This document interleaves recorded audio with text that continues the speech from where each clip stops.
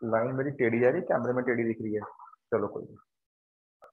देखो एलिप्स अगर आपका ना वाई एक्सिस पे अगर आ जाता है, मेरे कहने का मतलब वाई एक्सिस का मतलब ये है, अगर वो वाई एक्सिस पे लंबाई ज्यादा ले लेता है, जैसे कि ये हो गया, तो उस केस में आप इस वाले कोऑर्डिनेट को 0, a कंसीडर करोगे और ये वाला कोऑर्डिनेट होगा 0, ये वाला केस कंसीडर हो जाएगा पॉइंट B0 और ये वाला कंसीडर करोगे -B0। ये एक्स एक्सिस है, ये वाई एक्सिस है, यहाँ पे इसका ओरिजिन ओ सेंटर है।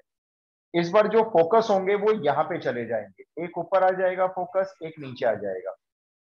F1 F2 कोई याद करके बताए ओरिजिन से कितनी दूरी पे होता है फोकस? C।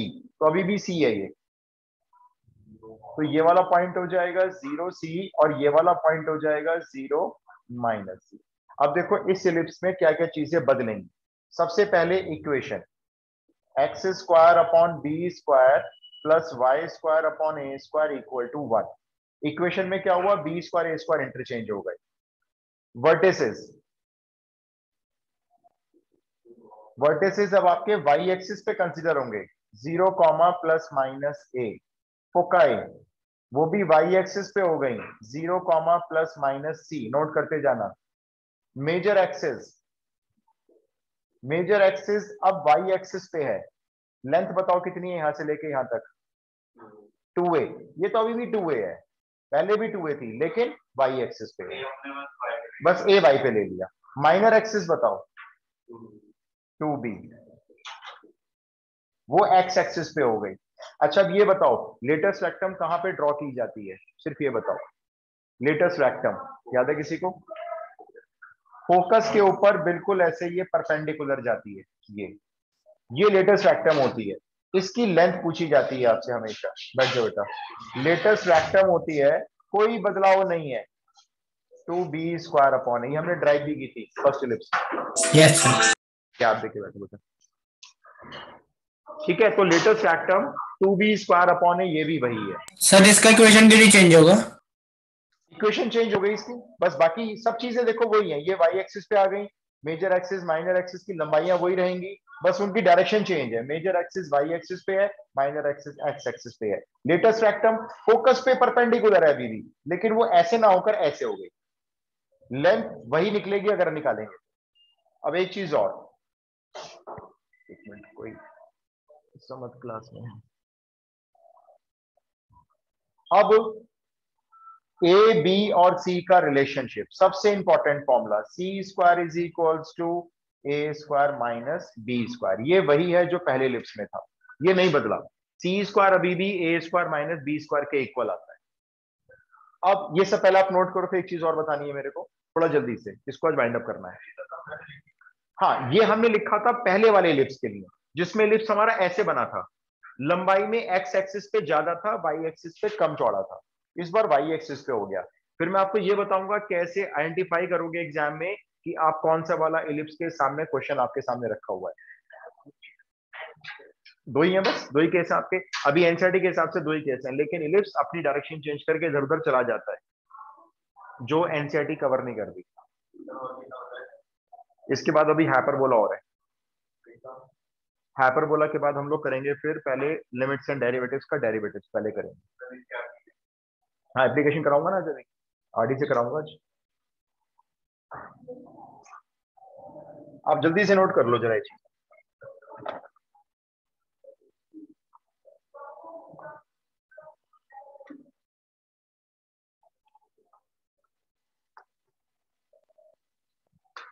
इसके बाद हम करेंगे डेरिवेटिव्स, उसके बाद करेंगे प्रोबेबिलिटी, उसके बाद क्या बचा आपका, 3D ज्योमेट्री। फिर मैं आपको कराऊंगा वो चैप्टर जो सीबीएसई बोर्ड ने कैंसिल कर दी। वो इसलिए है क्योंकि आप जब आगे हायर स्टडीज करोगे तो आपके काम आएंगे। स्टैट्स तो हो गया, स्टैट्स हाँ हो तो गया, टर्म 1 में हो गया था, स्टैंडर्ड डिविएशन, मीन डिविएशन। अगर आपके पास इकोनॉमिक्स नहीं है, इकोनॉमिक्स आप नहीं पढ़ते हो, तो उसमें काम आती होगी आपको स्टैट्स। बाकी मैथमेटिक्स वालों के लिए स्टैटिस्टिक्स बिल्कुल बेकार चैप्टर है, कहीं काम नहीं आएगा, कभी भी काम नहीं आएगा। हाँ थोड़ा बहुत सिमिलर है, बाकी आपका एडवांस लेवल पे, जिनके पास इकोनॉमिक्स है उसमें एडवांस लेवल पे रहता है। वो बहुत जो करते हो तभी करो, मतलब कोई जरूरत नहीं पड़ती वैसे।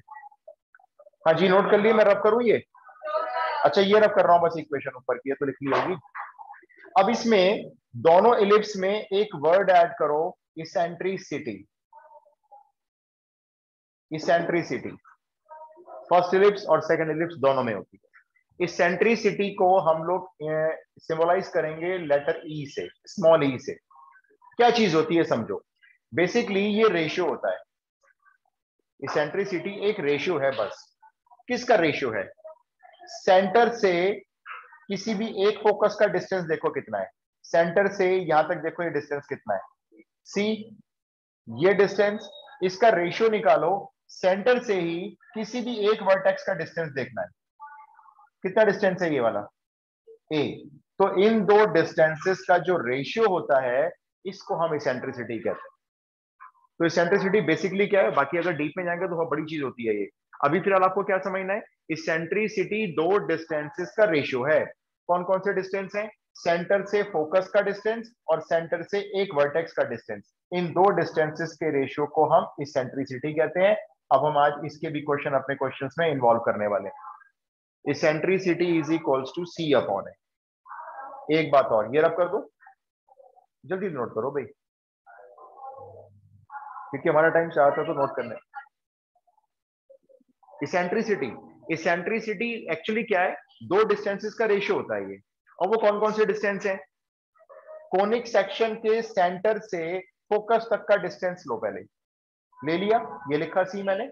फिर उसी सेंटर से किसी भी एक वर्टेक्स का डिस्टेंस लो, इसका ले लो चाहे इसका ले लो, दोनों सेम है। तो सेंटर से वर्टेक्स का डिस्टेंस पूरा ए हो गया, उसका रेशियो बना दिया सी के साथ ए का। ये जो रेशियो आएगा सी और ए का, यही रेशियो आपका इसेंट्रिसिटी कहलाता है।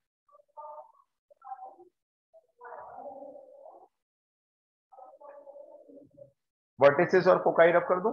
अच्छा, अब एक बात और सुनो। एक तो फॉर्मूला ये हो गया इसेंट्रिसिटी का, भी सी बाई ए यूज करेंगे जब भी क्वेश्चन में कभी आएगा तो। अब एक चीज, ये चीज देखो, सी, सी की वैल्यू जरा यहां से बोलना, ए स्क्वायर माइनस बी स्क्वायर का अंडर रूट लगा दूं। अंडर रूट आएगा ना, क्योंकि सी स्क्वायर है ये सी है खाली, एंड डिवाइडेड बाय ए लिख दूं। ठीक है, अब देखो इसको अगले स्टेप में ऐसे लिख सकता हूं क्या मैं, एक होल अंडर रूट लगाकर, होल अंडर रूट, बताओ नीचे क्या लिखूं, होल अंडर रूट कर दिया ए स्क्वायर, क्योंकि आपने ए को भी जबरदस्ती रूट के अंदर ले लिया, तो इसलिए उसको ए स्क्वायर बनाना पड़ गया। ठीक है, अब जरा देखो अगले स्टेप में इसको क्या लिखूंगा मैं,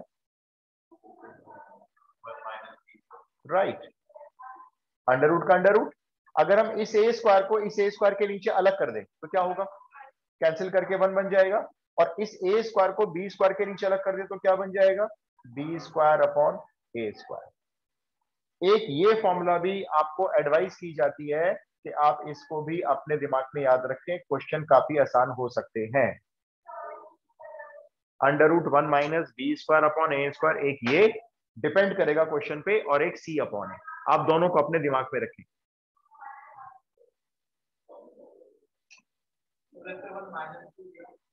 माइनस नहीं किया, आगे आइए, देखो जब इस ए स्क्वायर के नीचे ए स्क्वायर को अलग करोगे तो कैंसिल करके वन बना देगा, ये वो वन आ गया।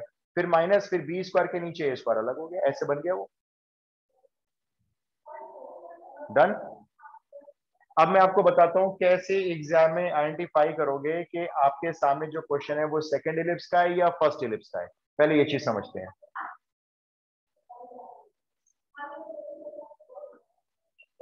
मैं आपके सामने दो इक्वेशन लिखूंगा, ठीक है, अभी आप चाहे नोट मत करो, ऐसे ही देख लो। एक इक्वेशन ये हो गई, एक इक्वेशन ये हो गई। अब एग्जाम में लिखा हुआ नहीं आएगा भाई इलिप्स कौन सा वाला है, पहले वाला है या दूसरा वाला है, वो तो आप देखो।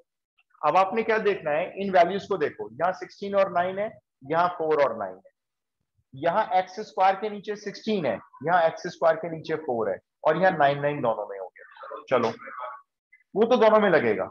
आपको ये देखना है कि बड़ी वैल्यू किसके नीचे है, 16 बड़ी वैल्यू किसके नीचे है, एक्स के नीचे है। ये पहले वाला इलिप्स है, ये एक्स एक्सिस पे लंबा फैलेगा, वाई एक्सिस पे श्रिंक हो जाएगा। और ये इसमें बड़ी वैल्यू वाई के नीचे है, तो ये वाई एक्सिस पे ज्यादा लंबा बनेगा, एक्स एक्सिस पे कम जाएगा। देखो कैसे बनेगा, एक रफ स्केच, ये एक्स एक्सिस पे लंबाई में जाएगा ऐसे, वाई एक्सिस पे थोड़ा कम रहेगा, और ये वाला वाई एक्सिस पे ज्यादा लंबा दिखाई देगा, एक्स एक्सिस पे कम होगा। ऐसा क्यों? क्योंकि ये एक्स पे कट करेगा 4 यूनिट इधर, 4 यूनिट इधर, ये एक्स पे कट करेगा 2 यूनिट इधर, 2 यूनिट इधर, ये वाई पे कट करेगा 3 यूनिट ऊपर, 3 यूनिट नीचे, ये कट करेगा 3 यूनिट ऊपर और 3 यूनिट नीचे। आप खुद ही देखो, ये 2 यूनिट है, ये 3 यूनिट है, तो ये लंबा नहीं होगा इसका मतलब यहाँ पे। तो एक पहचान तो ये है भाई, अगर आपको बड़ी वैल्यू y के नीचे नजर आ रही है तो आप समझ जाओ ये सेकंड वाला एलिप्स, और अगर आपको बड़ी वैल्यू एक्स स्क्वायर के नीचे नजर आ रही है तो समझ जाओ ये पहले वाला एलिप्स है। क्या मेरी बात सही में आई ये वाली? एक तरीका तो ये है भाई, देखो यस जब इक्वेशन दी हुई आएंगी तो आप इस तरह से पहचानोगे। मैं इसको हटा देता हूं अभी 1 मिनट के लिए, इस पे जरा फोकस करते हैं। अब आप मेरे को बताओ इनमें से ए स्क्वायर बी स्क्वायर कौन कौन सी वैल्यू है, कंपेयर करके बताओ। सर 9 है ए स्क्वायर और 9 4 है वाई स्क्वायर और 4 है बी बी स्क्वायर। स्क्वायर। ठीक है, आपने ऐसे लिख लिया, तो इसका मतलब क्या हुआ मालूम? ए स्क्वायर हमेशा बड़ी वैल्यू होती है, सॉरी। सी स्क्वायर की वैल्यू बोलो, सॉरी, सी स्क्वायर बोलो क्या होता है, वो तो सब सब इलिप्स में जैसा होता है। सी स्क्वायर हो गया 5, सी हो गया प्लस माइनस √5। तो पहले ए स्क्वायर लिख लिया इलिप्स से, बी स्क्वायर लिख लिया, सी स्क्वायर लिख लिया। अब सारे फॉर्मूलेज लगाने शुरू कर दो। जैसे मैंने कहा वर्टिसेस बताओ, बताओ इसके वर्टिसेस कहां पर हैं? ये दो वर्टिस हैं या ये दो वर्टेक्स हैं? ये दोनों वर्टेक्स हैं। तो वर्टेक्स क्या हुए? 0, +-3। फोकाई बताओ इसके, यही तो होंगे ना, यहाँ पे होंगे, यहाँ पे होंगे इस जगह पे 0, ±√5। अच्छा मेजर एक्सिस बताओ, रफ फिगर से देखते जाओ। मेजर एक्सिस 6 होगी। चलो माइनर एक्सिस बताओ, ये वाली 4। चलो लेटेस्ट रेक्टम बताओ कितनी होगी? लेटेस्ट रेक्टम 2b² होती है। अब बताओ चलो, 8/3, 2 इंटू b², 8/3, करेक्ट है बिल्कुल, 8/3 हो गई। चलो इसेंट्रिसिटी बताओ अब, ई, ये किस किस का रेशियो है? सी और ए का। सी कितना निकाला था हमने? √5, नहीं जब डिस्टेंस लोगे तो +√5, और ए कितना लेना है? 3। ये रही इसेंट्रिसिटी। नेगेटिव नहीं लिया, इससे हमने ए को पॉजिटिव लिया, क्योंकि ये सब लेंथ होती है, तो लेंथ कभी नेगेटिव नहीं होगी। क्या क्लियर है? इस क्वेश्चन नोट करने की जरूरत नहीं। देखो अब आपको मालूम है कि ये मेरा सेकंड वाला एलिप्स आपको मालूम चल गया। इसमें दोबारा सुनो, एक्स स्क्वायर के नीचे 4 दिया मैंने, वाई स्क्वायर के नीचे 9 दिया, तो वाई पे 3 यूनिट ऊपर 3 यूनिट नीचे, और 4 है तो 2 यूनिट, 2 यूनिट इधर कट करेगा। इसका मतलब एलिप्स लंबाई ज्यादा ले गया वाई एक्सिस पे, तो ये सेकंड वाला एलिप्स कंसिडर करना है आपको। अब सेकंड वाले एलिप्स की मैं इक्वेशन आपको लिख के दिखाता हूं, ये होती है, ये सेकंड एलिप्स की इक्वेशन होती है। तो जब मैं आपसे पूछूंगा ए स्क्वायर क्या वैल्यू है, 4 है या 9 है, तो देखो वाई स्क्वायर के नीचे ए स्क्वायर है, तो ए स्क्वायर 9 होगा।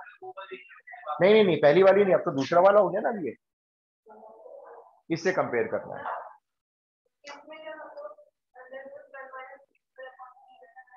हाँ, ये जो आप कह रहे हो ई की वैल्यू, नहीं देखो वही आएगी सेम, मैं आपको लगा के दिखाऊं। देखो अगर आप इसेंट्रिसिटी का ये वाला फॉर्मूला यूज करना चाहते हो, 1 - b²/a², तो ये यूज कर लो, देखो सेम आएगा, लगाने का मतलब ही नहीं। b² बोलो कितना है आपका? 4, और a² कितना है? 9। एलसीएम लो जरा इसका, एलसीएम लो, 9 - 4 कितने हो गए? 5, 5/9, 5/9 का रूट सॉल्व करो, √5/3। नहीं, कब कर सकते हैं ऐसा? जब ये बीच में माइनस ना होके ना मल्टीप्लाई होता, तो दोनों का स्क्वायर रूट अलग अलग कर देते हैं, है ना। जब बीच में माइनस या प्लस का साइन होता है ना, तो स्क्वायर रूट को ऐसे सॉल्व नहीं कर सकते फिर आप, हमेशा हमेशा, चाहे कोई सा भी एलिप्स हो। नहीं रहने दो, ये मैं आपको क्वेश्चन सिर्फ समझा रहा था कि कैसे आइडेंटिफाई करना है कौन सा एलिप्स है। अब आप करोगे, देखो ऐसे क्वेश्चन मैं आपको यहाँ करवा के टाइम वेस्ट नहीं करूंगा कि एलिप्स की इक्वेशन ये रही और आप फटाफट से मुझे एलिप्स बता का वर्टेक्स बता दो, ये सब बता दो, ये फालतू के क्वेश्चन है ना, तो ये आते। पहले 1-2 क्वेश्चन करेंगे इसेंट्रिसिटी से रिलेटेड, ठीक है। एक एक नंबर के क्वेश्चन लूंगा, ऊपर डाल दो हेडिंग, एमसीक्यू है आर डी शर्मा मेरे पास, 1 मार्क क्वेश्चन, फिर कुछ एप्लीकेशंस करेंगे। 1 मार्क क्वेश्चन लिखिए भाई।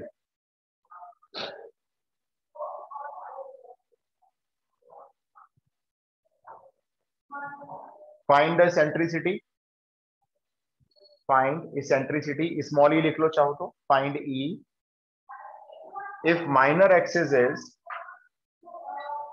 if minor axis is equal to the distance between the foci, is equal to the distance between the foci, eccentricity question mark है। एक eccentricity बतानी है आपको इलिप्स की जिसमें माइनर एक्सिस और डिस्टेंस बिटवीन फोकाई आपस में इक्वल है। पहले मुझे ये बताओ ये इलिप्स कौन सा वाला कंसीडर करोगे, पहला वाला या दूसरा वाला? कोई सा भी, कोई सा भी कर लो, कुछ बता ही नहीं रहा हमें ये कौन सा लेना है, कुछ नहीं पता चल रहा तो पहला वाला ले लो। फिर जब आपको पता नहीं चल रहा कौन सा वाला इलिप्स लेना है, कोई सा भी ले लो,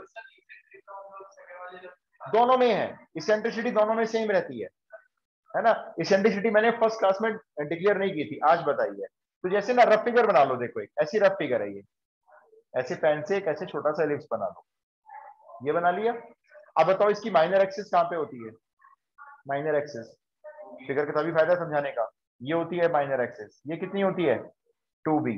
तो 2b is equal to, 2b is equal to, यहाँ पे दोनों फोकस होते हैं इस जगह पे, ये c डिस्टेंस होता है, ये भी c होता है, कितना डिस्टेंस हो गया? 2c। तो 2b किसके इक्वल दिया हुआ है? 2c। क्वेश्चन की इंफॉर्मेशन जो है वो ये है, इसके आगे आप लेके जाओ क्वेश्चन को, मुझे सेंट्रिसिटी देनी है आपको निकाल के।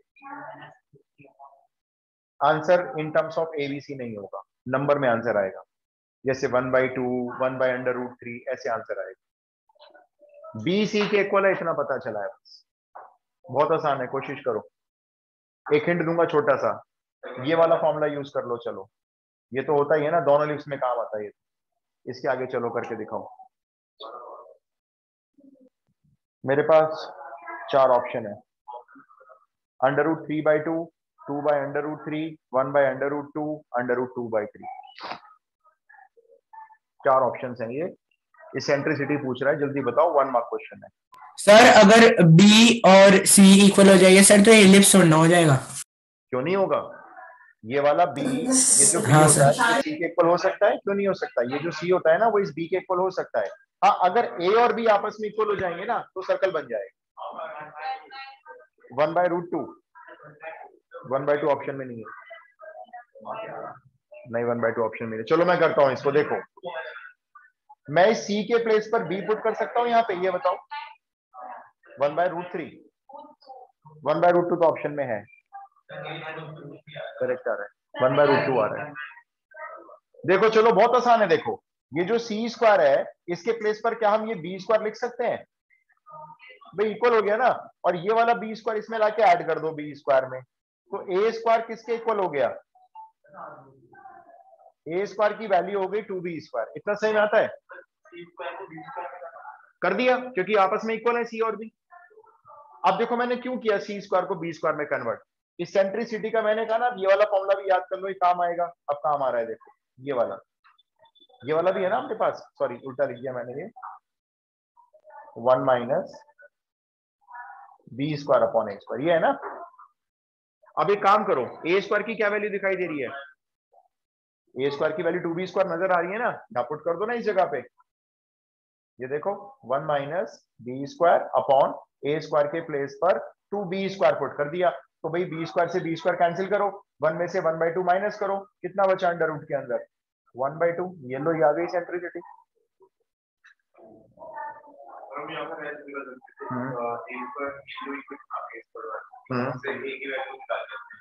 √2 भी आ गई, वो रख लो, वो भी ठीक है। C/A से बताऊं आपको मैं, ज्यादा ये यूज होगा, C/A कम यूज होता है, ये ज्यादा यूज होता है, और ये एनसीईआरटी में नहीं है, बताओ। नेक्स्ट क्वेश्चन लिखो भी, जल्दी जल्दी करो, अभी तो पहले ही किया है, कोशिश करो हो जाएगा, देखो ट्राई करना भाई।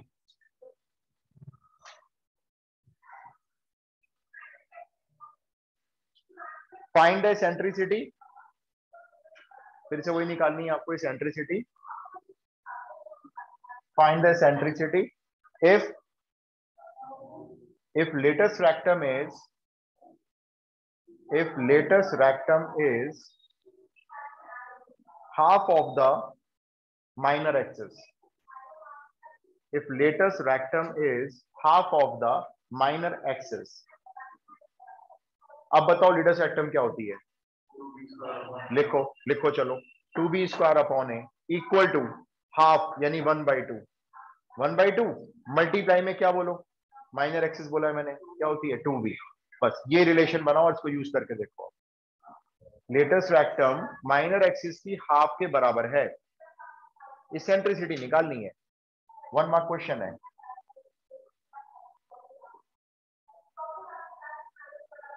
eccentricity of the latest rectum.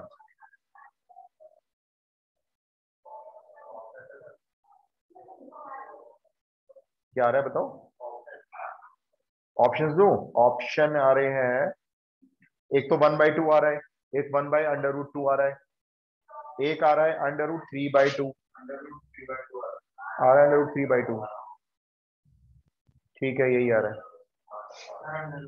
यही आ रहा है जी, √3/2. भाई जल्दी बताओ, नहीं आ रहा तो बताओ, मैं इसको एक्सप्लेन करूंगा, लेकिन एक नंबर में और टाइम वेस्ट नहीं कर सकते ना. एक है, 1 मार्क क्वेश्चन है. नहीं नहीं, 1 मार्क का है.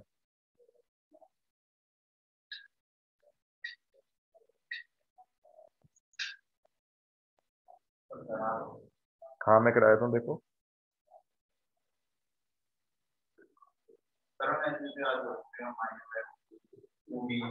हाँ हाँ देखो, याद तो करने हैं, फिगर से क्या होता है जल्दी याद हो जाता है बस. √3/2 आ रहा है. नहीं आ रहा, कराऊं मैं? हो गया, बहुत बढ़िया.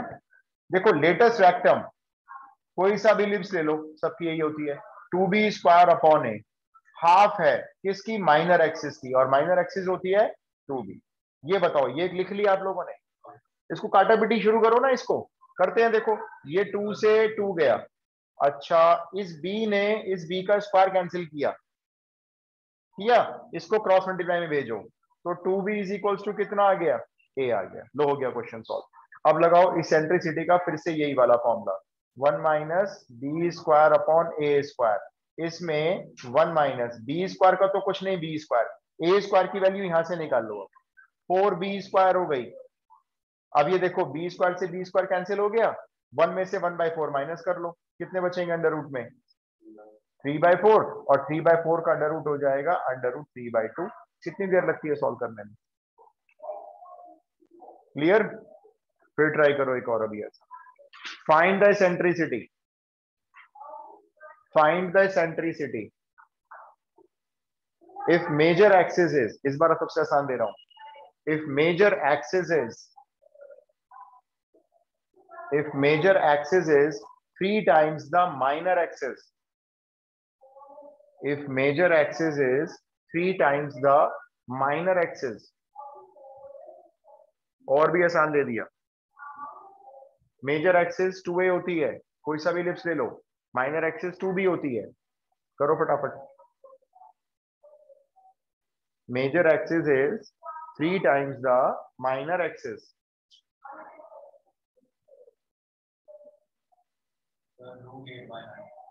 √8/9 यानी 2√2/3 हो गया है भाई. 8 का रूट 2√2 होता है, 9 का 3 हो गया, क्योंकि ऑप्शन मैच हो रहा है आपका. रुको मैं चेक करता हूँ.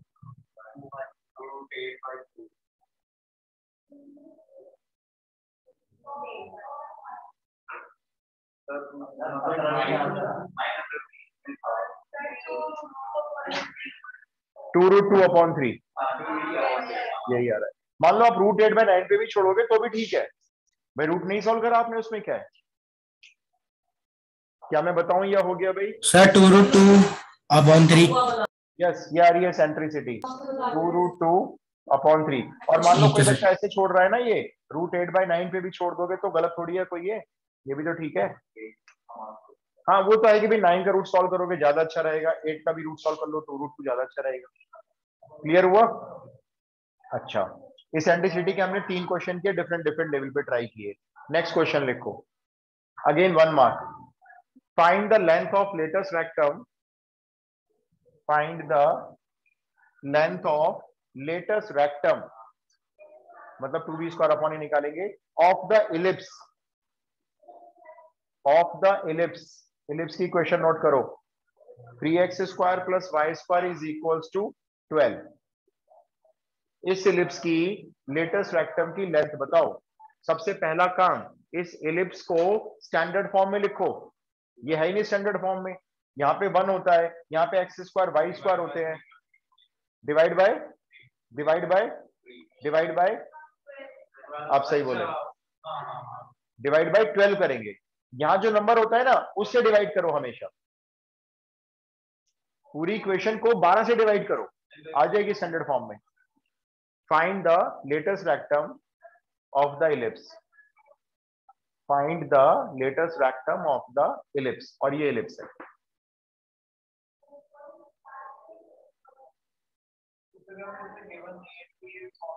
अभी पता चल जाएगा. देखो कितनी आ रही है सर. ए की वैल्यू 2 आ रही है और बी की वैल्यू √12 आ रही है. अच्छा, एक मिनट चेक करते हैं. रुको निवान. अब देखो, अब कौन सा एलिप्स हुआ. 32/12. 2 से काट, वो 4 से काट दो ना इसको. 4 से काट लो ना इसको.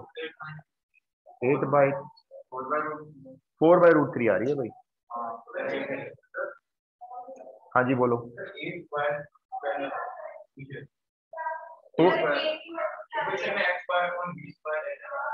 हाँ, तो ये बी स्क्वायर है, ये स्क्वायर है.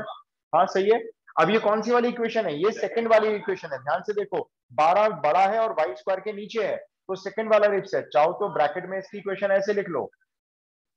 ये चीज ध्यान से. 4/√3 आ रहा है. 4/√3 आ रहा है निवान. ठीक है, बिल्कुल. अब देखो, इसमें बी स्क्वायर 4 हो गया और ए स्क्वायर इसमें 12 हो गया.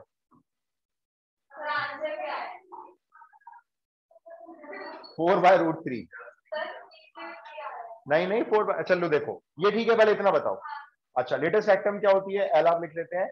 2b स्क्वायर अपॉन ए. लेटेस्ट रेक्टम नहीं बदलती, चाहे कोई सा भी इलिप्स हो. अब मेरे को बी स्क्वायर की वैल्यू बोलो यहां से देख के जरा. बी स्क्वायर की वैल्यू 4. अब जरा ए की वैल्यू बोलो 2√3. अब जरा इसको सिंप्लीफाई करना, तो 4/√3 तो आ रही है. अच्छा अच्छा, आप इसको रेशनलाइज करके बोल रहे थे. हाँ तो ठीक है ना. फिर तो अगर आप ये बोल रहे हो 4√3/3, तो ये भी ठीक है. कौन कह रहा है गलत है? 100% okay. Next question. Find the eccentricity of the ellipse. Find the eccentricity of the ellipse. Again 1 mark question. Ellipse note करो. 5x square plus 9y square is equal to 1. Find the eccentricity of the ellipse. Ellipse को पहले तो standard form में लेके आओ. नहीं है standard में. 5x स्क्वायर नहीं होना चाहिए था. तो राइट में 1 होता है. 1 तो होता है. एक्स स्क्वायर वाई स्क्वायर भी चाहिए मेरे को. 1 तो सही है भाई एकदम. सोचो सोचो, बड़ा आसान काम है. एलसीएम किसका लोगे? कुछ है ही नहीं. देखो ना भाई, यही तो मेरा क्वेश्चन है. मेरा क्वेश्चन भी तो यही है आपसे. 45 से डिवाइड कर दोगे तो 1 नहीं बिगड़ जाएगा आपका? 1 तो 1 ही रहना चाहिए ना. तो फिर डिवाइड भी करना पड़ेगा ना. हाँ बोलो बोलो, आप सही बोल रहे हो, लेकिन बोलो, पूरा बोलो, क्या लिखोगे?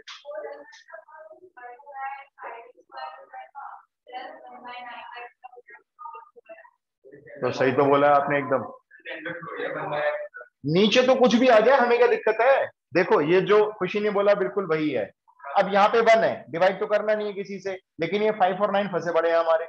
इनका क्या करें? इनको ऐसे लिखो ना. देखो, एक्स स्क्वायर का एक्स स्क्वायर, ये 5 नीचे लेके आओ, रेसिप्रोकल कर दो. ये लो, इसमें क्या बात हो गई?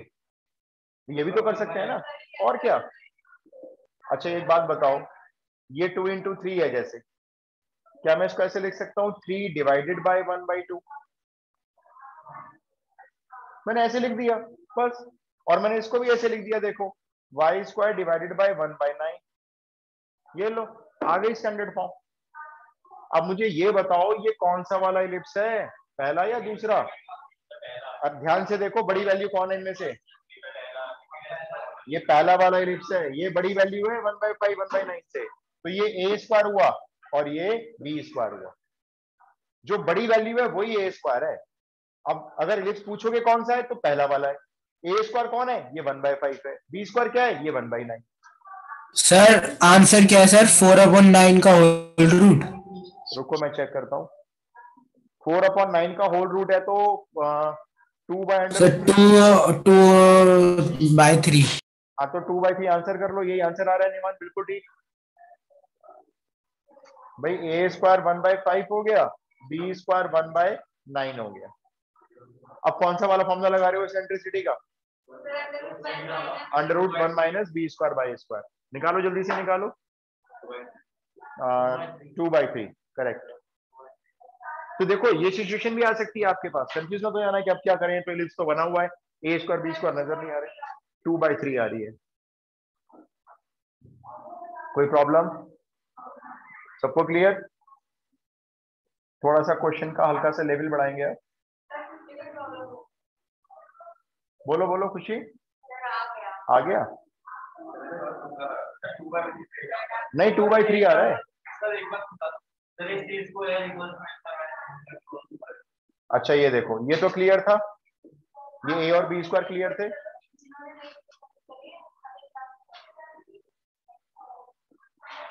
ये फॉर्मूला होता है, वैल्यू पुट कर दें इसके अंदर। बी स्क्वायर की वैल्यू 1/9 डिवाइडेड बाय 1/5, सही है। बी स्क्वायर ऊपर ए स्क्वायर नीचे, ये वाला 5 ऊपर चला जाएगा, ये वाला 9 नीचे आ जाएगा, तो ये क्या बन जाएगा, √1 माइनस 5/9 बन गया। और 1 में से 5/9 माइनस करो तो ये रह गए 4/9, लेकिन अंडर रूट के अंदर, और इसका अंडर रूट सॉल्व कर लो तो ये 2/3 आ गया। लो, बड़ी बेसिक सी अलजेब्रा है ये, बस ये रख दिया। कोई प्रॉब्लम है तो पूछो, मैं आगे चल रहा हूँ, नहीं तो इसकी थोड़ी सी एप्लीकेशन सॉल्व करनी है।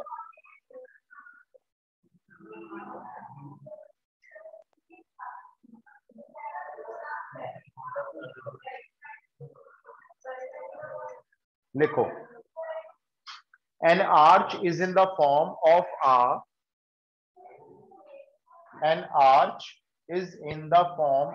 a semi ellipse। एक आर्च है जो सेमी इलिप्स की फॉर्म में है। an arch is in the form of a semi ellipse, full stop। it is 8 meter wide, it is 8 meter wide and 2 meter high at the center। it is 8 meter wide and 2 meter high at the center, full stop। find the height of the arch, find the height of the arch at a point, find the height of the arch at a point 1.5 meter, 1.5 meter from one end, E and D, किनारा मतलब, from one end, full stop। NCERT miscellaneous exercise। अब सुनो, ये question एक छोटी सी application पे based है, पूरा क्वेश्चन फिगर से सॉल्व होगा, इसलिए फिगर के इसमें अलग से मार्क्स दिए जाते हैं। आर्च क्या होती है, जैसे धनुष होता है वैसी एक आर्च है। शेप आपको बताई जाती है, वरना तो आप तो क्या करते हो, पेन से ऐसे बना देते हो। जब वो कहते हैं आर्च पैराबोला की शेप में, तो हम इसको पैराबोला मान लेंगे। वो कहता है सेमी सर्कल है, हम इसी को सेमी सर्कल मान लेंगे, स्पेशल को ड्रॉ नहीं करने वाले। उसने बोला ये सेमी इलिप्स है, हम इसे क्या मान लेंगे, ये सेमी इलिप्स है। ये बेस से ना, ये जो इसका बेस है यहां से, ये इसकी 8 मीटर वाइड चौड़ाई है, यहां से ये 8 मीटर चौड़ी आर्च है नीचे से, और सेंटर से ये 2 मीटर ऊंची है, यानी कि कहीं गेट वगैरह पे बनी होगी, क्योंकि 8 मीटर काफी बड़ा डिस्टेंस होता है, बहुत बड़ा डिस्टेंस होता है। तो 8 मीटर बाय 2 मीटर की ऐसे ऊंचाई वाली एक आर्च बनानी है। अच्छा, हमसे क्या निकालने को कह रहे हैं, एक किनारे से, या तो ये वाला किनारा पकड़ लो या ये वाला किनारा पकड़ लो। किनारा मैं किसको बोल रहा हूं? एंड को। इस एंड से 1.5 मीटर दूर आओ, यहां पे आ गए। लेट्स से ये 1.5 हो गया। ये यहां से ये वाली हाइट आपको निकालनी, मतलब जिसका भी गेट वगैरह है, कुछ भी मान लो, ये वो आदमी क्या चाहता है? वो कहता है भी किनारे से 1.5 मीटर की ऊंचाई, 1.5 मीटर दूर आकर यहाँ पे एक रॉड लगानी है लोहे की, और ऐसी रॉड मान लो कहेगा मुझे यहाँ भी लगवानी, डिजाइन बन जाएगा, एक बीच में लगी हुई है 2 मीटर। तो अब ये क्वेश्चन उठ रहा है, भाई ये रॉड कितनी लंबी खरीद के लाए, कितनी लंबी रॉड लगाए यहाँ पे, ये क्वेश्चन उठ रहा है। तो अब क्या करना है? आप इस क्वेश्चन को उसको सॉल्व करके कैसे देंगे? आप इस आर्च को उठाएंगे और कार्टेशियन प्लेन पे पेस्ट कर देंगे। कार्टेशियन प्लेन कौन सा प्लेन होता है? ये XY वाला प्लेन। देखो कैसे, मैं इसी फिगर को फिर से बनाता हूं। अब मैंने यूज किया अपना ग्राफ पेपर और इस आर्च को उठा के मैंने, देखो ये ऐसे डाल दिया यहां पे। थोड़ा सा बड़ा बना लेते हैं। ये आ गई आर्च आपकी, ठीक है, ये वही आर्च आ गई। अब बताओ ये बेस से अगर 8 मीटर वाइड होगी तो ये कितना हो जाएगा और ये कितना हो जाएगा? ये 4 हो गया, ये 4 हो गया। ये ऊंचाई कितनी है? तो ये 2 हो गया। अब मुझे इस पॉइंट के कोऑर्डिनेट्स बोलो। 4 0। अब मुझे इस पॉइंट के कोऑर्डिनेट्स बोलो। -4 0। अब मुझे इस पॉइंट के कोऑर्डिनेट्स बोलो। 0,2। अब आप मुझे बताओ ये कौन सा वाला इलिप्स बनता हुआ नजर आ रहा है? ये फर्स्ट वाला इलिप्स हो गया। फर्स्ट वाले इलिप्स के अकॉर्डिंग अपने मन में उसकी फिगर कंपेयर करो और मुझे बताओ फर्स्ट इलिप्स में ये डिस्टेंस क्या होता है? वर्टेक्स होता है। फोकस तो यहाँ पे होता है, आधे में कहीं होता है, बीच में कहीं। ये डिस्टेंस आपका वर्टेक्स होता है। इसका मतलब ए कितना है आपका? 4 है। ए मिल गया देखो आपको। और ये डिस्टेंस कंपेयर करो इलिप्स की इक्वेशन में, ये क्या होता है? ये माइनर एक्सिस का आधा हिस्सा होता है। इसका मतलब ये बी हो गया। ए और बी पता चल गए। फिगर में जैसे ही इसको उठा के डाला तो आपको ए और बी दिखाई दे गए। अब मुझे इस वाले इलिप्स की इक्वेशन बोलो। चलो, पहला वाला इलिप्स है ये, x² upon 16 y² upon 4 equal to 1। ये इस इलिप्स की इक्वेशन भी रेडी कर ली लो हमने। यहां तक कोई प्रॉब्लम है तो बताओ, तो मैं आगे जाऊं। भाई हमें क्वेश्चन सॉल्व करना है तो हमें क्या करना पड़ेगा? हमने इस आर्च की पिक्चर को एक कार्टेशियन प्लेन पे पेस्ट कर दिया। और पेस्ट भी कैसे किया? सेंटर रख लिया इसका बिल्कुल ओरिजिन पे, ये ऊंचाई रख ली इसकी y एक्सिस पे, और जो इसकी बेस की विड्थ थी ना उसको रख लिया x एक्सिस पे। नहीं, माइनर एक्सिस पूरी 2b होती है ना, तो मैंने तो b लिया है ना इसके लिए। अगर मैं इसको देखो ओरिजिन इलिप्स से कंपेयर करवाऊं आपसे, मान लो ये ओरिजिन इलिप्स है। अब देखो ये a होता है, इधर भी a होता है, ऊपर b होता है, नीचे भी b होता है। तो a 4 हुआ, b 2 हुआ, सीधी सीधी बात। ये a हुआ, ये b हुआ, बस। और ये इक्वेशन हो गई। इतना क्लियर? तुम आगे चलो। ट्रिग्नोमेट्री में कोई एंगल नहीं है ना हमारे पास, नहीं होगा। उसके लिए फिर भी आपको कोई तो एंगल चाहिए ट्रिग्नोमेट्री यूज करने के लिए, कोई एक एंगल। थीटा मतलब 90 डिग्री के अलावा कोई और, 60 डिग्री, 30 डिग्री कुछ तो हो। तो ये आप सिर्फ और सिर्फ इक्वेशन से ही सॉल्व कर सकते हो और कोई तरीका नहीं है। अब क्या करना है? अब हम मेन क्वेश्चन पे आते हैं। ये एंड है इसका, देखो ये वाला एंड। यहां से 1.5 मीटर पीछे आएंगे। लेट से यहां पे आ गए। ये मैं 4 यहां से डिलीट कर रहा हूं ताकि कंफ्यूजन ना हो। ये ऊंचाई निकालनी है, ये तो निकालनी है ना, क्वेश्चन तो यही है ना। इसको अगर मैं h मान लेता हूं, लेट से ये h है फिगर में। पहले आप मुझे ये डिस्टेंस बताओ, यहां से यहां तक कितना हो गया? ये 6.5 कैसे? 4 तो ये पूरा ही है यहां से यहां तक। भाई 4 ये पूरा है, उसमें से ये आपका 1.5 निकाल दो तो ये 2.5 नहीं बचा, और ये 1.5 है, 2.5 है। अब मुझे आप इस वाले पॉइंट के कोऑर्डिनेट्स बोलो, इस वाले पॉइंट के 2.5 h। भाई h तो पता ही नहीं ना आपको, y एक्सिस का कोऑर्डिनेट तो। यहां तक क्लियर हो गया? इस पॉइंट को आप देख रहे हो सरकमफेरेंस पे लाई कर रहा है, इसकी सरकमफेरेंस के ऊपर ही तो आ रहा है। क्या करोगे अगर ये पॉइंट सरकमफेरेंस के ऊपर आ रहा है तो? कहां पे? इक्वेशन में सेटिस्फाई कराओ, काम खत्म। सिर्फ क्या करना है अब आपको? ये जो 2.5 h है उसको इस वाली इक्वेशन में सेटिस्फाई करा दो। सेटिस्फाई का मीनिंग x के प्लेस पर 2.5 अपॉन 16, y के प्लेस पर h square upon 4 equal to 1, और इसमें से निकालो अब आप h की वैल्यू और वही आपका आंसर हो जाए। किसके बीच में लगाओगे? लेकिन वो डिस्टेंस फिर किससे इक्वेट करोगे? चलो रख दिया, मान लो लगा दिया ओरिजिन से, आपका बल्कि और काम लंबा हो जाएगा, और लंबा हो जाएगा। नहीं देखो, आपको नहीं पता, इसका फोकस यहाँ पे होगा, हमें नहीं पता। अगर फोकस पता लगाना है तो पहले सी निकाल लो, पता चल जाएगा फोकस यहीं पे है कहीं और है, हो सकता है इसके आगे पीछे हो। क्योंकि हमें तो ये बोला है एक किनारे से 1.5 मीटर अंदर आकर ऊंचाई बताओ ये कितनी है। अब पता नहीं फोकस यहाँ पे आएगा नहीं आएगा, पता नहीं हमें। हाँ नेगेटिव तो हम लेंगे नहीं, क्योंकि ये डिस्टेंस नेगेटिव तो होगा नहीं। तो अब एक काम करो ना, ये वाली पूरी टर्म ना उधर ले जाओ माइनस में, 1 में से माइनस कर लो, एलसीएम मत लेना, इसका लंबा हो जाएगा। इस पूरी टर्म को 2.5 का होल स्क्वायर अपॉन 16 वहां ले जाओ, वहां उसको सॉल्व करके 4 को ऐसे क्रॉस मल्टीप्लाई करो, ऐसे करो सॉल्व। कितना आ रहा है? 62.5, काफी ज्यादा नहीं आ रही? क्योंकि खुद ही सोचो, जब ये ऊंचाई 2 मीटर है, ये पूरी ऊंचाई, तो ये तो उससे कम ही आएगी ना, 2 मीटर से ऊपर कैसे आ सकती है? ये जो भी आएगी 2 मीटर से नीचे आएगी। हाँ रूट में आ जाए, कोई बात नहीं, चलेगा। बताओ कितनी आ रही है? तो √39/2 कर दो उसको, ठीक है, छोड़ दो, चेक कर लेते हैं आंसर। अच्छा, उसको 4 बना के बोला, यही आ रहा है जी आंसर। आंसर भी यही दिया हुआ है बुक में, h की वैल्यू ये दी हुई है, देखो √39/4 मीटर ये दी हुई है।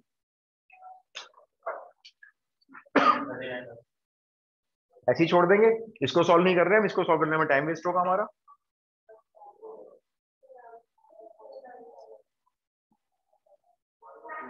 देखो भी बेसिक अलजेब्रा है ये, अपना आप सॉल्व कर लो, ये मत पूछना कि इसको आगे सॉल्व कैसे करना, बड़ा आसान काम है। इसको इधर लाके माइनस करो, एलसीएम वगैरह ले लो, फिर 4 को क्रॉस मल्टीप्लाई करो, h निकल आए।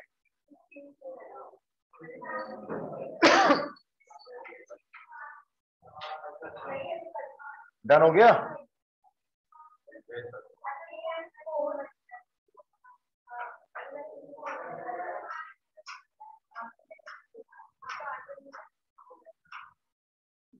क्या हुआ? नहीं हुआ? हो गया? नेक्स्ट लिखो, अभी एक और है। क्यों ये तो बड़ा सिंपल है, देखो h square upon 4 sir equal to 1.55 के आसपास आ रहा है। हाँ मतलब छोड़ दो, मैं तो कह रहा हूँ एग्जाम में भी ऐसे ही छोड़ देना, कौन सॉल्व करेगा इसका रूट, ऐसे ही छोड़ दो, मैं तो कहता हूँ वो इकोनॉमिक्स में करवाते हैं। 16 में से 6 गए, 10 में से ये गए, ये आ रहा होगा 9.75 अपॉन 16, 4 से ये 4 कट जाएगा, h की वैल्यू आ जाएगी होल अंडर रूट, ये आ जाएगी। ये मतलब मैं अपने हिसाब से सॉल्व कर रहा हूँ। फिर क्या करेंगे, इसका पॉइंट हटा देंगे, नीचे 100 कर देंगे, ठीक है। अब ये तो आ जाएगा ऊपर √975, नीचे आ जाएगा 2 × 10 20 आ जाएगा। फिर 975 का एलसीएम ले लेंगे, जितने पेयर निकलेंगे ठीक है, बाकी छोड़ देंगे।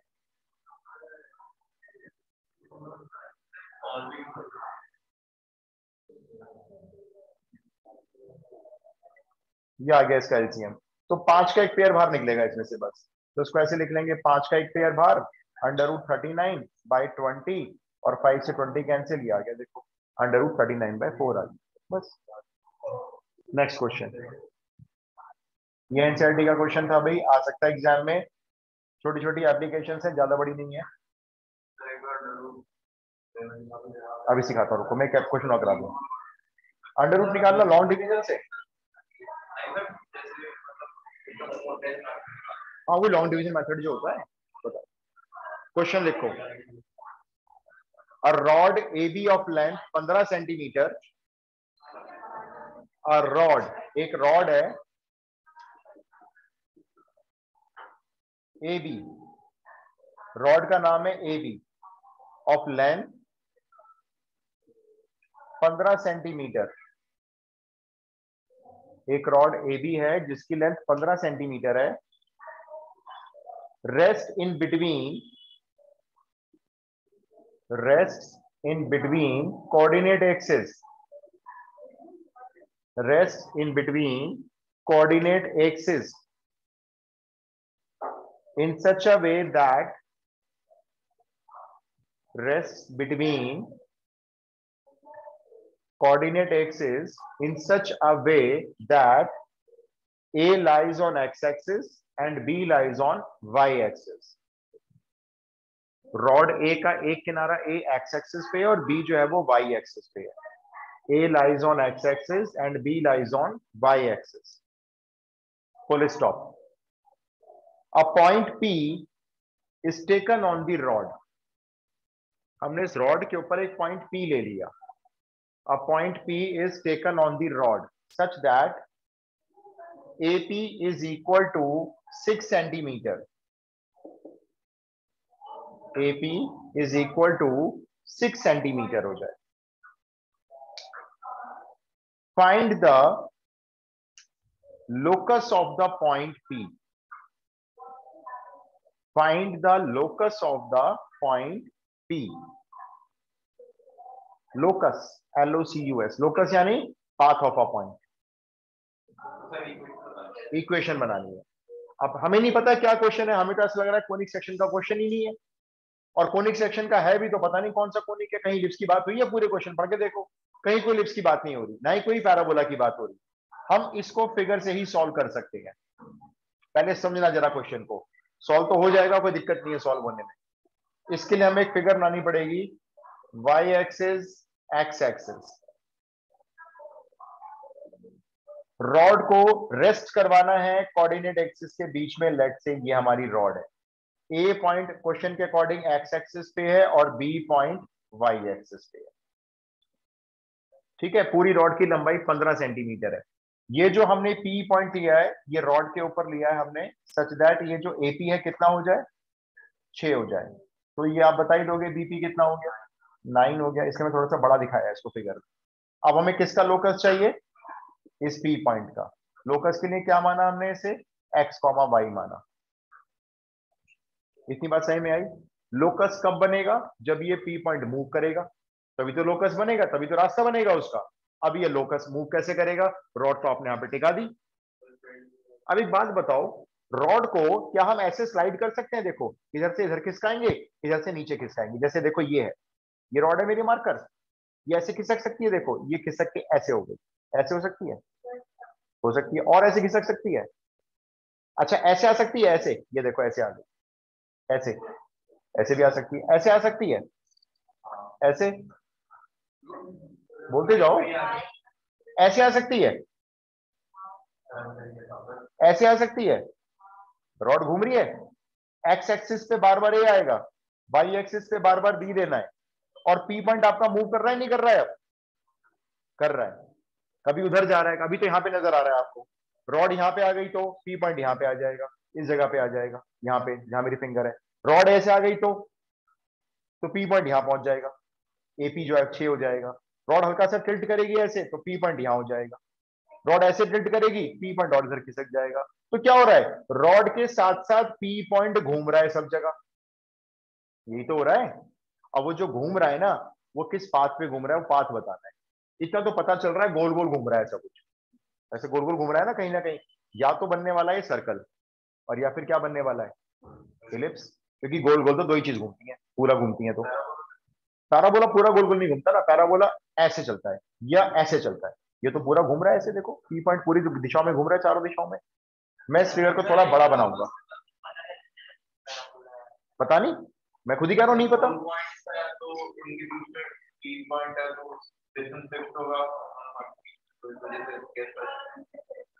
देखो गैस आप अपने समझ से कर सकते हो, गैस करने का कोई फॉर्मूला नहीं होता। गैस जैसे जिसको एकदम से हिट कर जाता है, अच्छा ये ऐसे घूम रहा है, हिट के ऊपर है, तो आप बता दोगे ये हाँ ठीक है भाई ऐसे पैराबोला बन रहा है या एलिप्स बन रहा है।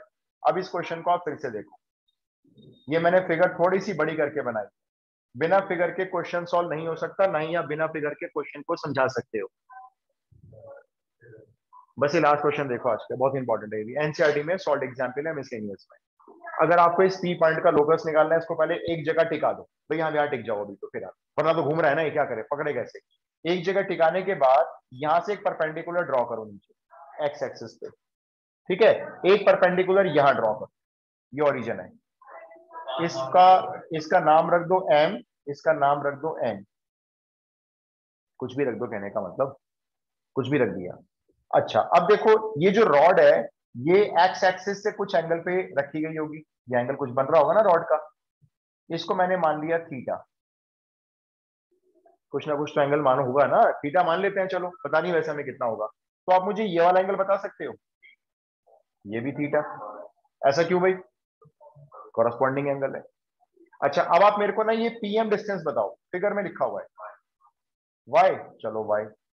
अब ये बताओ ओ एम एक्स, अब ये बताओ पी एन एक्स, मालूम क्यों, क्योंकि ये पॉइंट आपका एक्स कॉमा वाई माना हुआ है, तो ये वाई हो गया, ये एक्स हो गया, ये एक्स हो गया, और ये वाला वाई हो गया, ये रेक्टेंगल शेप बनी हुई है अंदर। एक ट्राइंगल बोलूंगा, जरा उस ट्राइंगल को देखो, आपको नजर आ रहा है, ट्राइंगल बीपीएन, मैं इसमें लगाऊंगा ट्रिग्नोमेट्री एस, ट्राइंगल बीपीएन दिख रहा है, बीपीएन दिख रहा होगा, कहाँ है दिखाओ, ऊपर वाला ये रहा। इस ट्राइंगल में अगर मैं आपसे ट्रिग्नोमेट्री पूछूं कॉस थीटा, बताओ क्या होता है cos theta, X by 9 base upon hypotenuse. Partition बनाओ, अब ट्राइंगल आपको दिख रहा होगा एएमसी, एएमसी दिख रहा है, एएमसी नहीं एएमपी, सॉरी पी, इसमें साइन थीटा लगा दो, sine theta perpendicular upon hypotenuse, बस वही तो इक्वेशन लोकस होगी, ये हो गए साइन थीटा कॉस थीटा। अब हमने 10th क्लास में पढ़ा था, अभी भी याद होगा, cos square theta plus sine square theta किसके इक्वल होता है बोलो, ये 1 के इक्वल होता है, इसमें वैल्यू पुट कर देते हैं, कॉस थीटा की वैल्यू x अपॉन 9, स्क्वायर कर देना x square upon 81, sine theta की value y square upon 36 equal to 1, ये रहा आपके P पॉइंट का लोकस। अब पहचानो कौन सी इक्वेशन है, पहचानो कौन सी इक्वेशन तैयार हुई, इलिप्स की फर्स्ट वन। अब पता चला हमें, अच्छा ये P पॉइंट इस रॉड के साथ साथ जब मूव कर रहा होगा तो जो पाथ इसका बन रहा होगा ना P पॉइंट का, वो इस इलिप्स के ऊपर आ रहा होगा। 3 देखो इसके पीछे क्या लॉजिक है, मैंने क्यों लगाया, ये आपको समझना होगा कि मेरे को कहीं ना कहीं से रिलेशनशिप को बनाना था, किसके बीच में बनाना था मुझे, एक्स और वाई पॉइंट के बीच में, और 9 और 6 मुझे यूज करने थे, तो ट्रिग्नोमेट्री की हेल्प ली गई, और जब हमने रिलेशन बना लिया, एक इक्वेशन नजर आई एक्स और वाई में, अब जाके पता चला ये तो एक एलिप्स की इक्वेशन है, वरना नहीं पता था हमें उससे पहले। क्लियर है क्वेश्चन, एनसीईआरटी मिसलेनियस का है, इंपॉर्टेंट एग्जाम्पल है,